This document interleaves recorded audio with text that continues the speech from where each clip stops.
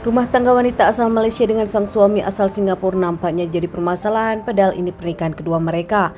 Mereka nampak tak bahagia, sang suami lebih memilih menghabisi sang istri dan anaknya. Seorang wanita bernama Nur Fazira Bidin asal Malaysia berusia 27 tahun, anak dari Ibu Fatimah dengan ayah dari Pak Bidin. Suaminya bernama Abdullah, rumah tangga mereka dikaruniai 2 orang anak.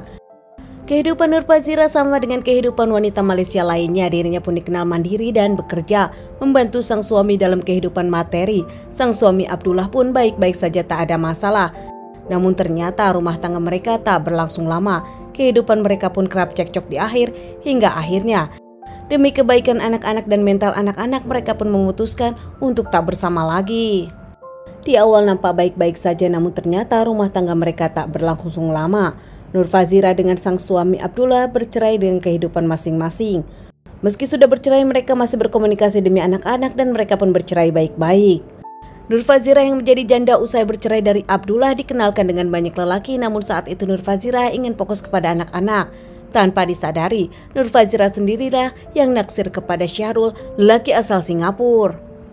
Berkenalan hingga Syahrul pun menunjukkan rasa sayangnya kepada anak-anak Nur Fazira. Tak menunggu waktu lama lagi, Nur Fazira menerima lamaran Syahrul. Syahrul sendiri warga Singapura yang pindah ke Malaysia, bekerja sebagai pengantar makanan. Bahkan setelah menikah, keduanya pun tinggal di salah satu rumah kontrakan di daerah Malaka, Malaysia. Nur Fazira mengaku dirinya bahagia di pernikahan kali ini karena sang suami nampak selalu romantis dan perhatian kepada dirinya. Pasangan ini pun kerap memperlihatkan keromantisan di depan teman-temannya. Kemudian pasangan ini pun memang aktif di sosial media dan kerap pamerkan kebahagiaan mereka di sosial media pribadi keduanya. Tak hanya bercerita kepada keluarganya, Nur Fazira pun bercerita kepada kawan-kawannya di kantor kalau dirinya bahagia dengan sang suami baru karena suami barunya pengertian. Bahkan suami barunya tak hanya sayang kepada Nur Fazira, juga sayang kepada 2 anak Nur Fazira dari pernikahan sebelumnya. Di rumah mereka, tepatnya di Malaka, Malaysia, mereka pun memadu kasih, bahkan mereka berencana akan mempunyai anak dari pernikahan ini. Nur Fazira pun mengaku sang suami memang menginginkan anak dari dirinya dan tambah ramai rumah setelah ada anak nanti. Namun tiba-tiba ada cukup mengejutkan di daerah sana. Salah seorang pencari rumput menemukan bau tak sedap saat dirinya menggali rumput. Saat dirinya akan membuang rumput-rumput tersebut, bau itu pun makin menyengat hingga akhirnya dicari sumbernya. Pencari rumput itu nampak kaget menemukan seseorang yang nampak sudah meninggal di dalam salah satu koper, hingga akhirnya lari dan meninggalkan tempat tersebut, melaporkan kepada pihak kepolisian. Pihak kepolisian datang untuk menyelidiki dan untuk identifikasi korban. Pihak kepolisian membawa ke rumah sakit untuk dilakukan otopsi. Namun betapa mengagetkan saat melakukan penyelidikan, pihak kepolisian menemukan satu jasad lagi tak jauh 10 meter dari tempat awal ditemukannya jasad pertama. Pihak kepolisian bahkan menyebutkan jasad tersebut dimuti oleh pelakunya. Setelah diidentifikasi korban melalui sidik jari, pihak kepolisian menemukan kalau jasad yang ditemukan adalah Nur Fazira dengan anak pertamanya. Polisi langsung ke rumah mereka untuk mengabari dan interogasi keluarga. Namun setelah datang ke tempatnya, tak ada orang di rumah, hanya ada mobil korban dan di teras terlihat beberapa cairan merah. Dengan penuh keyakinan, pihak kepolisian yakin semua ini terjadi di rumah.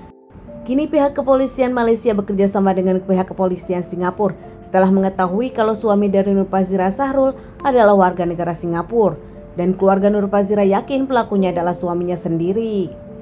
Syahrul sendiri kabur dari Malaysia ke negaranya. Hingga setelah ada kerjasama dengan polisian Singapura, Syahrul pun berhasil diamankan pihak kepolisian Singapura.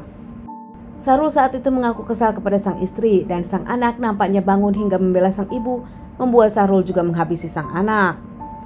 Di hari itu sang istri ulang tahun, bahkan Syahrul sempat memposting di sosial media tentang kata-kata cinta dan ucapan selamat ulang tahun untuk sang istri. Di siang hari keduanya ngobrol, namun Nur Fazira sang istri merasa kalau Syahrul berubah dan menuduh kalau Syahrul berselingkuh. Syahrul yang membantah hingga akhirnya keduanya cekcok. Syahrul makin kesal saat sang istri melempar kado dari dirinya. Bahkan saat itu Nur Fazira sang istri meminta cerai dari Syahrul. Makin kesal dihina hingga akhirnya dirinya gelap mata, membawa sajam dan menikam sang istri beberapa kali. Saat telah melakukan aksinya, sang anak pertama pun melihat. Dengan penuh kepanikan, akhirnya Syahrul pun menghabisi sang anak dengan sajam tersebut. Setelah melakukan aksinya, Syahrul pun memasukkan keduanya ke koper dan membuangnya di tempat mereka ditemukan. Usai melakukan aksinya, Syahrul pun menitipkan anak keduanya di rumah mertua dan tak lama dirinya kabur ke Singapura. Syahrul diamankan di Singapura di rumah orang tuanya dan dikembalikan ke Malaysia diadili di Malaysia. Saat dalam pengadilan pun keluarga dari Nur Fazira dan keluarga anak-anak Nur Fazira datang di pengadilan. Hingga akhirnya vonis diputuskan, Syahrul mendapatkan hukuman mati.